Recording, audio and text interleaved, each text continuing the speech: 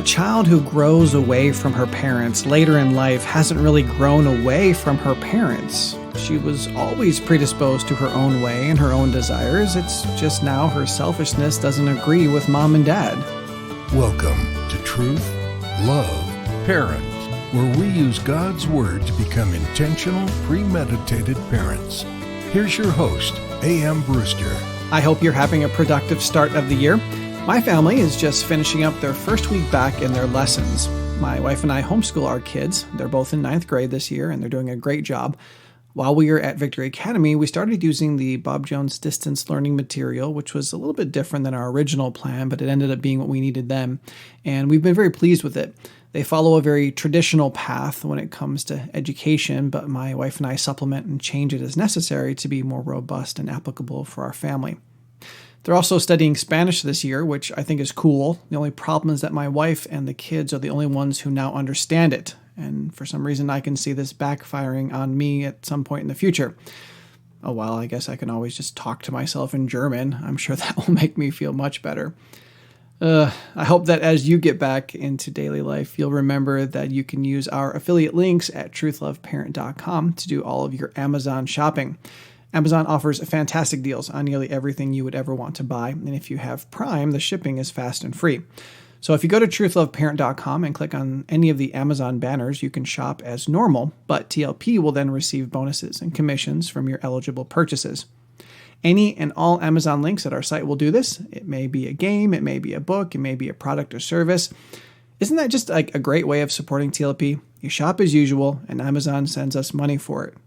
Now, in the past, I suggested that you click through to Amazon using our links and then save it as a bookmark or favorites page. But I've been finding out that the coding is changing and that it doesn't really work anymore, and that's technology for you. So the best thing for you to do is to have a bookmark or favorite of truthloveparent.com. Anytime you want to shop on Amazon, just click the TLP bookmark, then click the very first Amazon link you see, and you'll be set up to shop.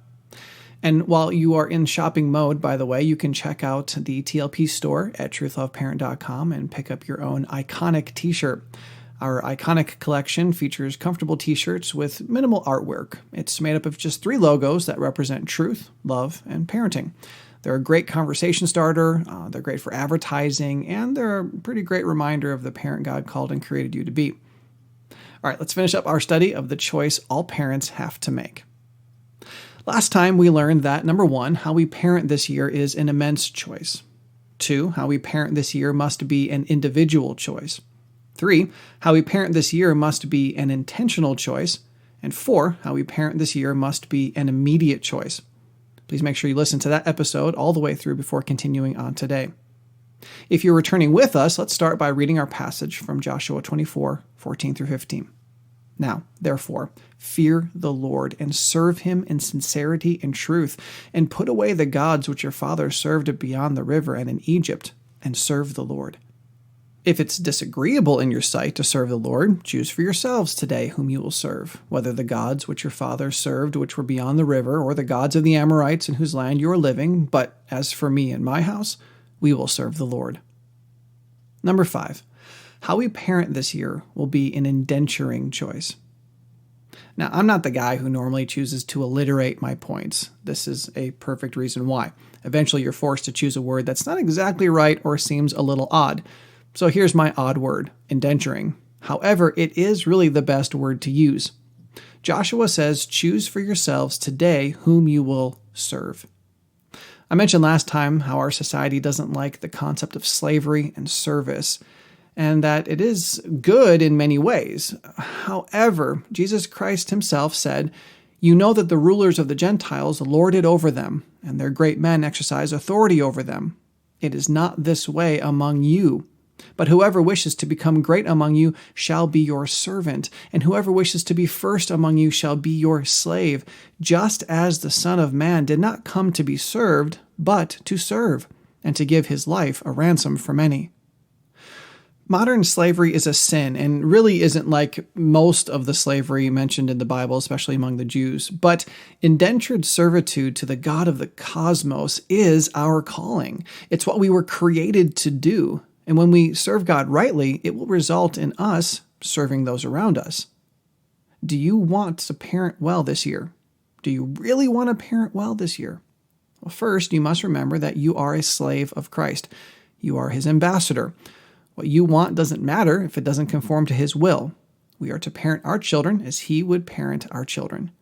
But second, we must understand that our service to Christ is going to result in our service to our families. After washing his disciples' feet, Jesus said, "Do you know what I have done to you? You call me teacher and Lord, and you are right, for so I am. If I then, the Lord and the teacher, washed your feet, you also ought to wash one another's feet. For I gave you an example that you also should do as I did to you. Truly, truly, I say to you, a slave is not greater than his master, nor is the one who is sent greater than the one who sent him. If you know these things, you are blessed if you do them." And it's Philippians 2:5-8 that calls us to live as Christ did.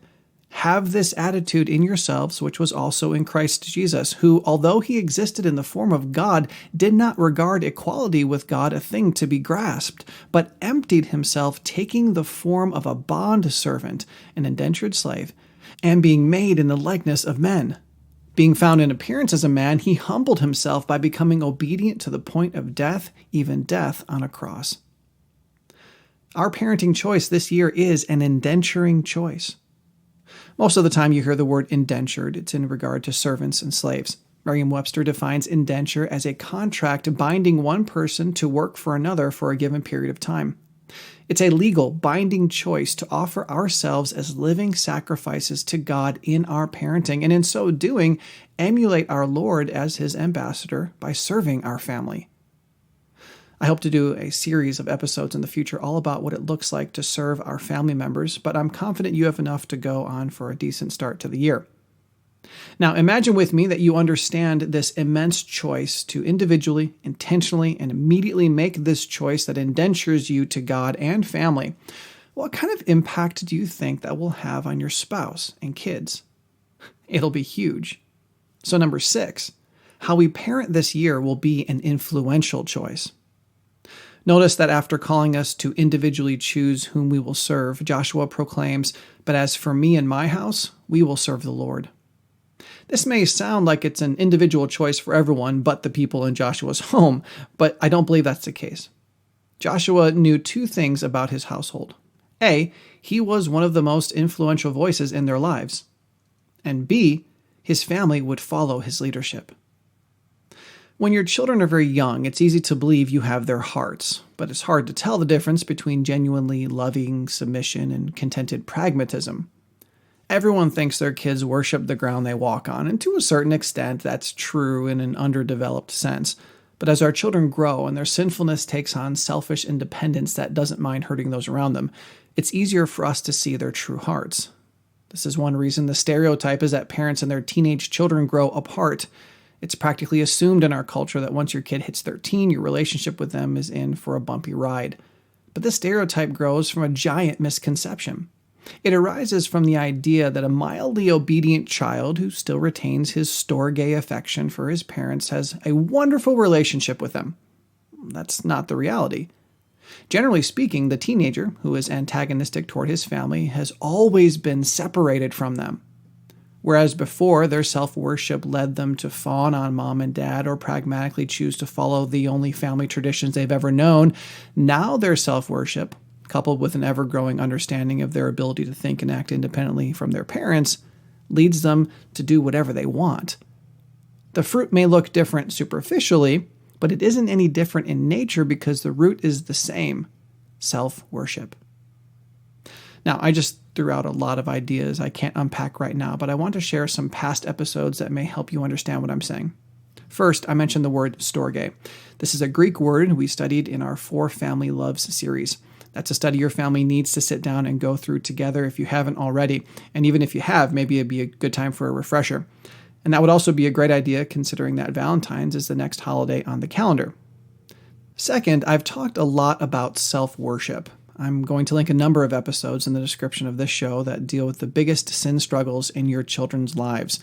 There's what is your child's sin, your child's bungee, the nature of sin and parenting, parenting a zombie, family worship, what is your family idol, training your children to rebel, and how to know if your child is addicted. Each of those episodes, and many more of them, get to the heart of our children's and our own sin problems. The point of this very important rabbit trail is that a child who grows away from her parents later in life hasn't really grown away from her parents. She was always separated from them in one way or another. She was always predisposed to her own way and her own desires. It's just now her selfishness doesn't agree with mom and dad, and it's easier to see. And if we're being logical and honest, we can admit that a Pharisaical adherence to our commands is no better than a rebellious rejection of our commands. As ambassador parents, we should be parenting our kids toward a relationship with God. Now, since all of our children come into this world separated from Him, it's better for us to assume we don't have our children's hearts, regardless of how quickly they obey when we speak. This different parenting mindset will drive us to do two things. First, instead of assuming we know where our kids' minds are, we'll be on a journey of discovery. Second, instead of assuming our kids adore us, we'll be on a mission to win their trust. Now, all this assumes that we're trying to be an influential voice in our children's lives, and that, if we have a genuine relationship of love and trust, our kids will follow us. I believe Joshua knew that about his family. He knew that given the individual choice to serve the Lord, his family would follow his lead because they loved him and trusted him. He had their hearts and was influencing them for God. Your parenting choices this year will be influential. If you parent for selfish reasons, you'll be teaching your kids to reject your authority as you reject God's. This is why I wrote the episode called The Most Potentially Destructive Influence in the Life of Your Child. Please allow me to spoil the surprise. We parents are the most potentially destructive influences in the lives of our children. If our parenting is rooted in us getting from our kids what we want, we're teaching them to live life the same way. I've also included links to 3 more episodes about influence and leadership.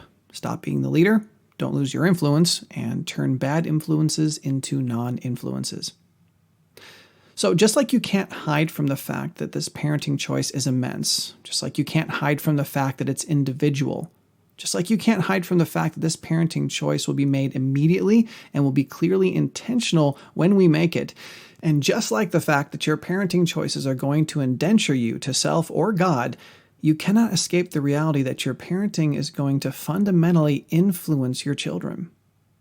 Are you understanding why it's so important for us to be thinking through our parenting? We mustn't try to wing this, okay? Improvised parenting is failure parenting. It's sinful parenting all the time. We must intentionally and premeditatedly work to be disciple-making ambassador parents for Christ. And that's our final point, for Christ. You do have a choice in all this. Joshua told the Israelites, "Choose for yourselves today whom you will serve," and he listed out a bunch of gods.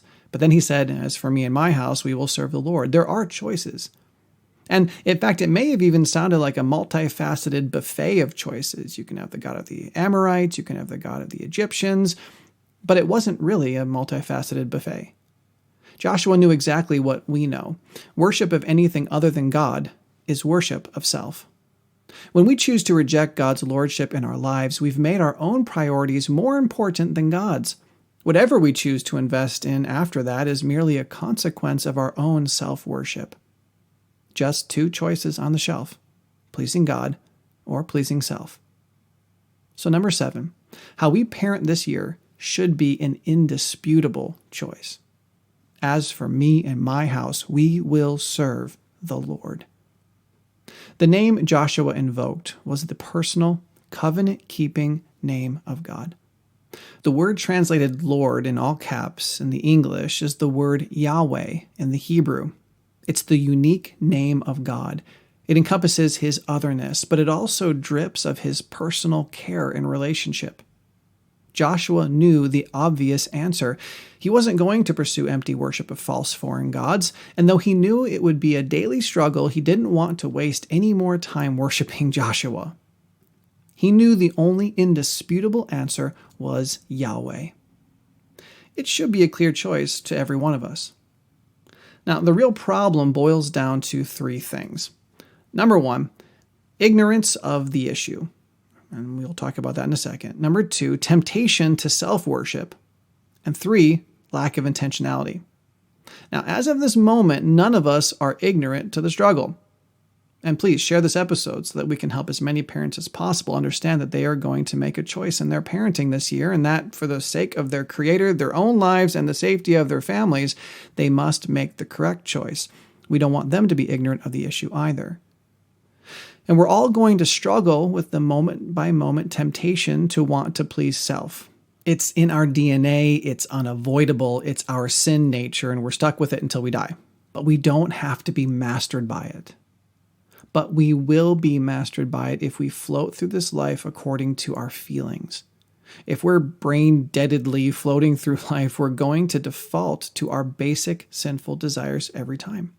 Romans 3:11 and 12. There is none who understands. There is none who seeks for God. All have turned aside. Together they have become useless. There is none who does good. There is not even one. Proverbs 12:15. The way of a fool is right in his own eyes, but a wise man is he who listens to counsel. Proverbs 14:12. There is a way which seems right to a man, but its end is the way of death. See, we default to destructive behavior. This is why the linchpin is our intentionality. We must purposefully motivate our parenting in the truth of God, for the glory of God, in the power of God.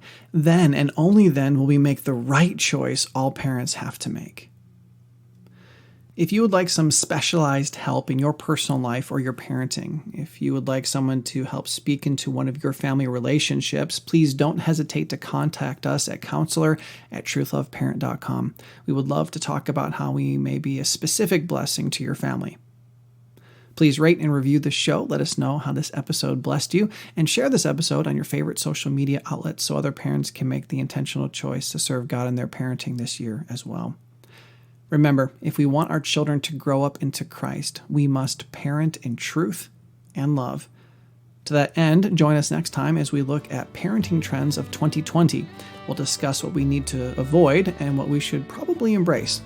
I'll see you then. Truth, Love, Parent is part of the Evermind Ministries family and is dedicated to helping you become an intentional, premeditated parent. Join us next time as we search God's Word for the truth your family needs today.